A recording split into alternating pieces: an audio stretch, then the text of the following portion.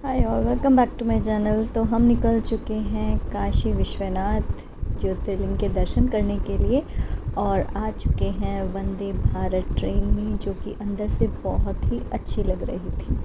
और मैंने सोचा कि चलो थोड़ा सा इसका व्यू ले लिया जाए कि ये अंदर से कैसे दिखती है। और ट्रेन का सफ़र तो वैसे भी अच्छा होता है। थोड़ी देर में हमारे पास चाय नाश्ता आ गया, उसके बाद लंच आ गया, फिर डिनर आ गया, है ना। तो ऐसे करके बार बार आते रहे लोग और मैंने बाहर के सीन ले लिए जो कि मुझे बहुत अच्छे लग रहे थे। ट्रेन में सब लोग अपने अपने हिसाब से टाइम पास कर रहे थे। वैसे तो ज़्यादातर लोग फ़ोन ही कर रहे थे, सबके कानों में हेडफोन लगे हुए थे और सब उसी में बिज़ी थे।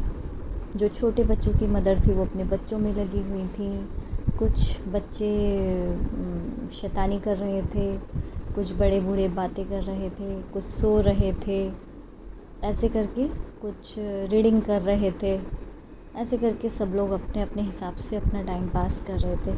कुछ लोग ऐसे थे जिनको बार बार थोड़ा सा चलने के लिए चाहिए होता था, तो वो ट्रेन में बीच में वॉक कर रहे थे। तो यही सबसे बड़ा फ़ायदा है। और इस तरह से हम पहुंच गए वाराणसी रेलवे स्टेशन पर, वाराणसी जंक्शन पर। और यहाँ पर हमने टैक्सी बुक की हुई थी और बस हमारी टैक्सी आई और हम लोग पहुँचे होटल में हमने 2 रूम लिए, जिसमें दोनों रूम बिल्कुल ऐसा कोई ख़ास चेंज नहीं था, दोनों रूम ही सेम थे। बट इस वाले रूम में कर्टन्स के पीछे विंडो नहीं थी, मतलब बिल्कुल एक भी विंडो नहीं थी। तो हमने रूम को चेंज कराया और विंडो वाला रूम हमने चूज़ किया। तो बिना विंडो के तो वैसे ही घुटन सी लगती है, इसलिए हमने ये वाला रूम जो था वो चेंज कराया। और चेंज करा के जो दूसरा रूम था वो भी बिल्कुल सेम ऐसे ही था, उसमें कोई चेंज नहीं था। कॉरिडोर भी प्यारा लग रहा था। और फिर हमारा जो दूसरा कमरा था वो भी लगभग इसी की तरह का था, उसमें भी कोई चेंजेस नहीं थे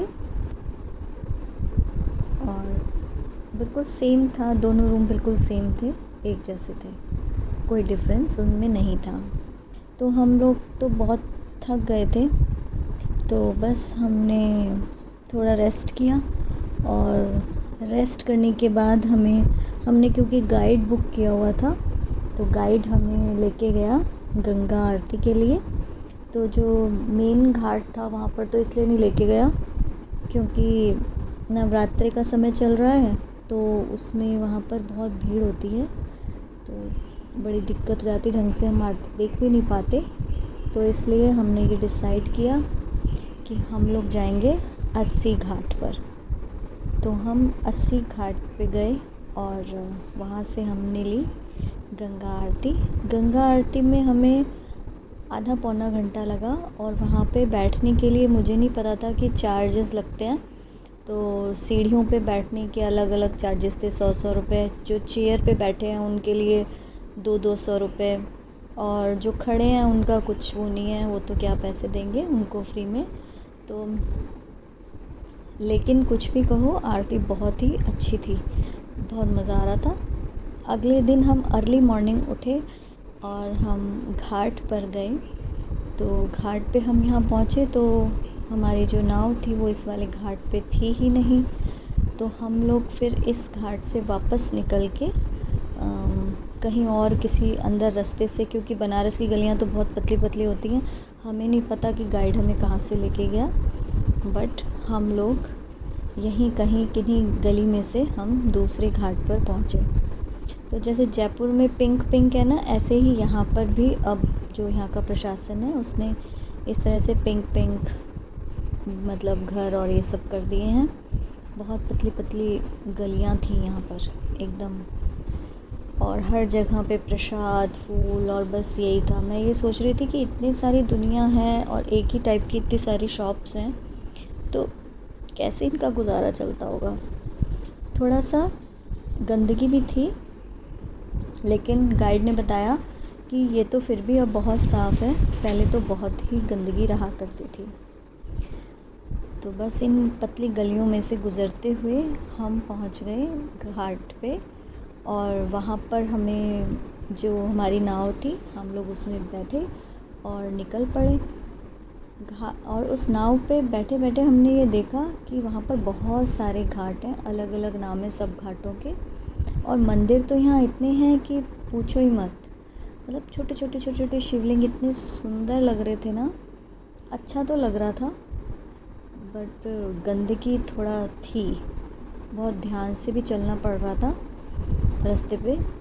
तो ये सुंदर सुंदर बहुत छोटे छोटे टेम्पल्स थे जो कि बहुत प्यारे लग रहे थे। तो इस तरह से हम लोग ने यहाँ का व्यू लिया, यहाँ की अंदर गलियों का, सड़कों का। और अब हम पहुँचे हैं इस वाले घाट पे। तो यहाँ से हमारी नाव थी और बस हम अपनी नाव में बैठेंगे और फिर मतलब बोटिंग करेंगे। इतनी अच्छी शांति मिल रही थी ना बोटिंग में, ठंडी ठंडी प्यारी प्यारी हवा चल रही थी क्योंकि सुबह का टाइम था। और बहुत सारे घाट थे वहाँ पर, बहुत सारे, मेरे को तो नाम भी याद नहीं है, बट मणिकर्णिका घाट वहाँ पर था जहाँ पे अंतिम संस्कार लोगों का होता है। और उसके बारे में एक कथा भी है वहाँ पे कि भाई पार्वती माता जी के कान की बाली गिर गई थी, तो उसे ढूंढने के लिए बहुत मेहनत कर रहे थे, लेकिन कहीं दिखाई नहीं दे रही थी माता को। तो भगवान भोलेनाथ को आई थिंक बहुत गुस्सा आ गया, जिसकी वजह से उन्होंने सोचा मैं इस जंगल को जला दूंगा। तभी वहाँ पर कोई आए, उनका नाम मुझे याद नहीं है, तो उन्होंने कहा था कि आप मुझे दे दीजिए। मतलब भोलेनाथ ने कहा कि अब मेरा तो अब ये रूप आ चुका है, अब तो मुझे मतलब गुस्सा आ गया है, अब तो कुछ ना कुछ मैं मतलब क्या करूँ इस अग्नि का जो मैं जलाने के लिए निकाल ली है। मतलब तो उन्होंने कहा आप ऐसा कीजिए, अग्नि मुझे दे दीजिए। तो मणिकर्णिका में एक मंदिर है जहाँ पे हमेशा ही अग्नि जलती रहती है और उसी अग्नि से लोगों का अंतिम संस्कार किया जाता है। तो ऐसे करके हम कहानी सुनते हुए इन बोटिंग कर रहे थे। और एक बार को तो बिल्कुल सेंटर में हमें बोट जब हमारी पहुंची तो मतलब इतना अच्छा लग रहा था, एकदम शांति, शहर के शोरगुल से एकदम दूर बीच नदी में इतना शांति मिल रही थी। बहुत अच्छा मेडिटेशन जैसे होता है ना, मतलब कोई ऐसा लग रहा था सारी परेशानियों से दूर हम एक जगह मतलब बैठे हैं, एंजॉय कर रहे हैं। बोटिंग करते करते हमने ये भी देखा कि कुछ लोग तो इतने डीप उसमें स्विमिंग भी कर रहे थे, बट हम तो ठहरे पूल वाले, हम तो सिर्फ पानी में खड़े ही होना जानते हैं बस, हम तो बिल्कुल स्विमिंग नहीं कर सकते हैं भाई, बड़ी हिम्मत है। तो बस काफ़ी सारी बातें हमें बताई कि क्या क्या महल थे, गुरुकुल भी थे वहाँ पर जहाँ बच्चे पढ़ते हैं, तो राजाओं के महल थे जो कि अब होटल में कन्वर्ट हो गए हैं। तो इस तरह से हमने बहुत सारी बातें जो हैं वो गाइड से सुनी। पानी बहुत गहरा था, साफ़ था पानी, ऐसा कोई गंदा पानी मुझे नहीं लगा। मणिकर्णिका घाट जहाँ पर मतलब अंतिम संस्कार किया जाता है।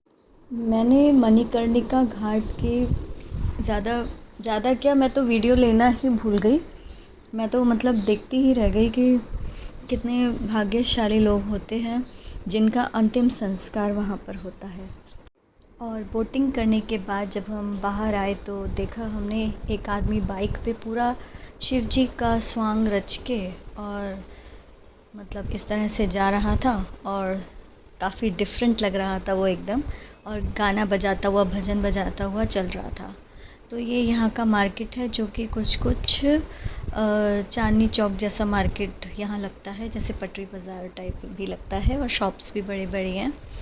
तो ये मार्केट काफ़ी दूर था, मतलब घाट जो था वो हमारी गाड़ी की पार्किंग से बहुत दूर था।